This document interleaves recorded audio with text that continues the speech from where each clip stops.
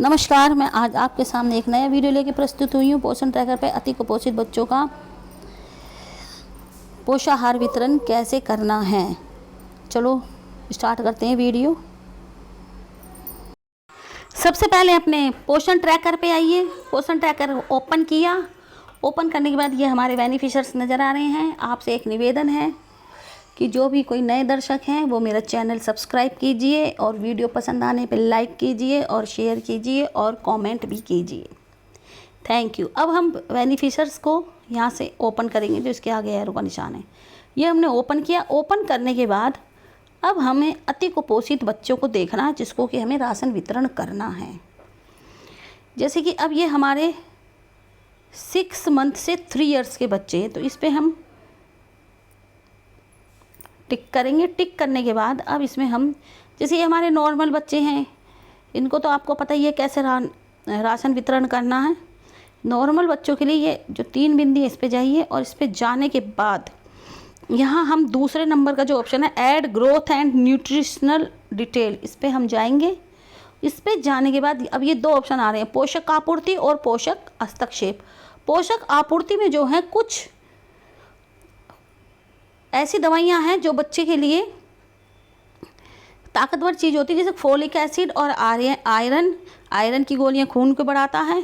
और vitamin A जो है, बच्चा जब 9 महीने का हो जाता है तो उसको विटामिन ए देना आरंभ कर देते हैं। हर 6 महीने पे विटामिन ए की खुराक दी जाती है बच्चे को। जब वो 9 माह का हो जाता है और उसके जब खसरे का टीका लगता है उसके साथ विटामिन ए दी जाती है, और उसके फिर 6 माह बाद फिर 6 माह बाद फिर से, यानी हर 6 माह पे विटामिन ए की दवाई दी जाती है। इसलिए आप इस पर भी टिक कर सकते हैं।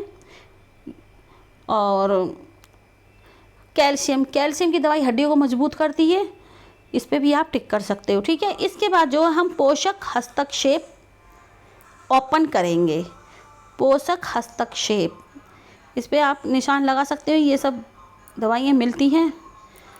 ठीक है। अब इसके बाद जो है हम पोषक हस्तक्षेप पे करेंगे। पोषक हस्तक्षेप अपने आप ओपन हो गया है। पोषक हस्तक्षेप तो इसमें पूछ रहे हैं is the child on solid food.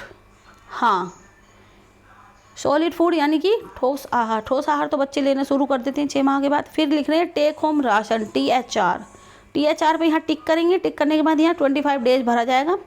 25 days भरने के बाद फिर यहाँ पे हीमोग्लोबिन, और फिर इनको ये है कि एलोपैथी दवाई ले रहे हैं या कौन सी ले रहे हैं, फिर यहाँ से सबमिट कर देंगे। इसके बाद जो है अब हम इसमें कोई अति कुपोषित बच्चा देखते हैं। ये हमारे अति कुपोषित है। अति कुपोषित पे लाल जो घेरा आ जाता है वही अति कुपोषित बच्चा होता है। ये ऊपर से ही हमें नज़र आ जाते हैं। इसको यहाँ से टिक करा। टिक करने के बाद add growth and nutritional detail खोली, पोषक आपूर्ति वाला भरेंगे। ठीक है। उसके बाद फिर पोषक हस्तक्षेप वाला, फिर इसमें पूछ रहे हैं यस के बाद टेक होम राशन पर टिक करने के बाद कितने दिनों के लिए दिया जाता है THR। 25 डेज के लिए दिया जाता है THR। उसके बाद अतिरिक्त भोजन अनुपूरक, जो हमारे अति कुपोषित बच्चे होते हैं उन्हें एक्स्ट्रा खाद्यान्न आता है।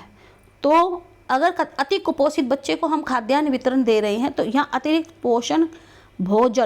भोजन अनुपूरक में उस पर टिक लग जाएगा। ये अति कुपोषित बच्चों के लिए टिक लगेगा।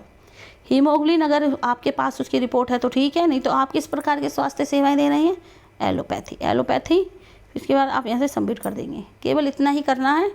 ये अति कुपोषित बच्चों के लिए अतिरिक्त भोजन अनुपूरक दिया जाता है।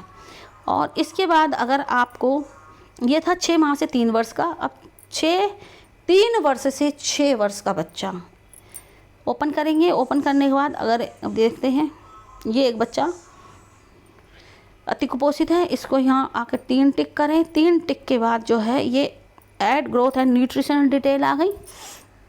फिर इसमें सब वही है। उसके बाद फिर पोषक हस्तक्षेप, इसमें पूछ रहे हैं हीमोग्लोबिन, अगर आपके पास रिपोर्ट है तो लिख दीजिए। फिर ये पूछ रहे हैं एलोपैथी। फिर पूछा क्या आपको अतिरिक्त खाद्यान्न अनुपूरक सप्लीमेंट दिया गया। ये अति कुपोषित है तो इसे हम खाद्यान्न जो अलग से इनका डबल आता है वही, हाँ, इनको दिया गया। ये 3 से 6 वर्ष वालों का है। ठीक है। 3 से 6 वर्ष वालों को यहाँ पे हम अतिरिक्त क्या आपको अतिरिक्त खाद्य अनुपूरक सप्लीमेंट दिया जाता है? यस, अति कुपोषित वालों को। फिर यहाँ से सबमिट कर दिया। बस इतना ही आपको करना है और ये इनका राशन वितरण हो गया। वीडियो देखने के लिए थैंक यू। वीडियो पसंद आया हो तो लाइक कीजिए। Thank you very much.